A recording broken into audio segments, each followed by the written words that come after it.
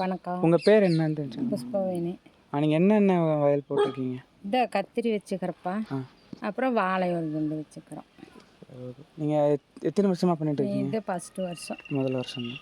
சரிம்மா. நீங்கள் என்னென்ன ப்ராப்ளம்லாம் ஃபேஸ் பண்ணிட்டு இருக்கீங்க? ஒன்றும் இல்லை, இப்போ தான் ஆரம்பம், இன்னும் ஒவ்வொன்றா பண்ணலாம் அப்படின்ட்டு இது எப்படின்னு பார்த்துட்டு பண்ணலாம் அப்படின்ட்டு. இது முன்னாடி எதாவது வந்திருக்குங்களா? அதாவது வெங்காயம் போட்டிருந்த இதில் வெங்காயம் எடுத்துட்டோம், அது நஷ்டத்தெல்லாம் போயிடுச்சு. அது ஏன் எடுத்தீங்க? அது வெங்காயம் கொடுத்துட்டோம், அது ரொம்ப விலை கம்மி. நாங்கள் கொடுத்த ஒரே வாரத்தில் 40 ரூபாய்க்கு கொடுத்தோம், 70 ரூபா மறைச்சி 2 நாளில் 70 ரூபா ஆயிடுச்சு கிலோ. அதுவும் நட்டோம், எல்லாமே இந்த வருஷம் நட்டோம். முதல்ல பண்ணி அவ்வளோ இல்லை. என்னென்ன பற்றாக்குறை எதாவது இருந்தது உங்களுக்கு? அதெல்லாம் ஒன்றும் இல்லை, மருந்தெல்லாம் அடிச்சுட்டே தான் இருக்கிறோம். காய் பூரா சொத்தேன். அவங்க 2 தடவை அடித்து பார்க்கலான்னு சொல்லிட்டு இருக்கிறாங்க. இந்த புதுமையான விவசாயம் கேள்விப்பட்டிருக்கீங்களா? அது தெரியல சாமி. அதெல்லாம் வெளுத்து ஆர்கானிக் தான் பண்ண போன கடு பூரா ஆர்கானிக் பண்ணித்தான் கத்திரி இதில் வச்சுருந்தோமா. ஆனால் அதுவும் கூட சொத்தையும் இல்லைப்பா. இப்போ இந்த மருந்து அடித்து இங்கிலீஷ் மருந்து அடித்து பூராமே சொத்தம். அதுதான் நீங்கள் அப்போ அந்த மாதிரியே பண்ணலாம்ல, நார்மலாக ஆர்கானிக்கே பண்ணலாம்ல. அதுவும் கூட 4 மூட்டை 5 மூட்டை பொறிச்சிட்டு இருந்தா. இப்போ அத்தனை காட்டுக்கும் சேர்ந்து காத்தாலும் 10 கிலோ தான் பொறிச்சிருக்கிறோம்.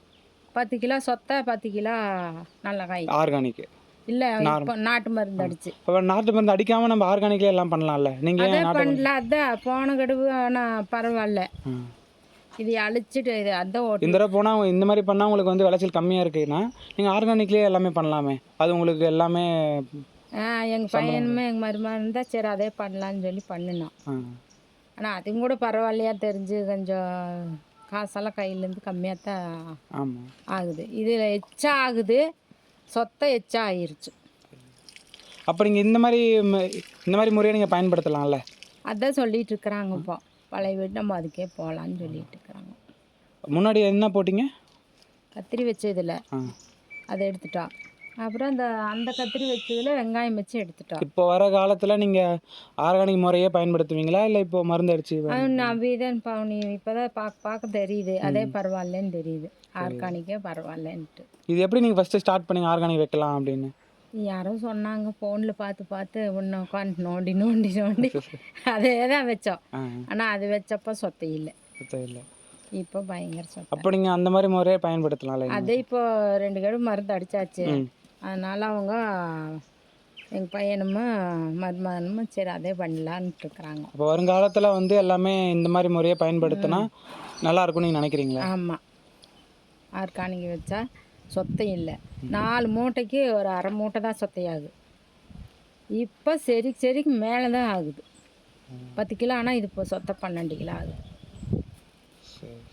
அப்போ நீங்கள் இந்த முறையை பயன்படுத்துங்க. அப்படி தான் சொல்லி பேசிகிட்டு இருக்கிறாங்க பசங்க. எங்கள் பையனும் எங்கள் மருமகனும் 2 பேரும் சேர்ந்து செய்கிறாங்க.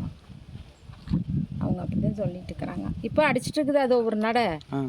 இந்த வேப்ப புண்ணாக்கு, வேப்பெண்ணெய் இதெல்லாம் கலந்து இந்த கடல புண்ணாக்கெல்லாம் வாங்கி ஊற வச்சு என்னென்னமோ அடிச்சிட்டு இருக்கிறாங்க.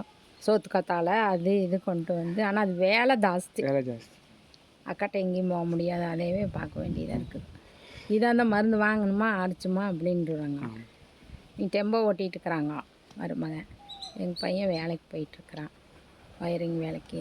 2 பேரும் இதை பார்க்க முடியாமல் இப்போ 2 கடுவாக மருந்து வாங்கி அடிச்சிட்டு இருக்கிறாங்க. அதையும் பார்த்து இதையும் பார்க்க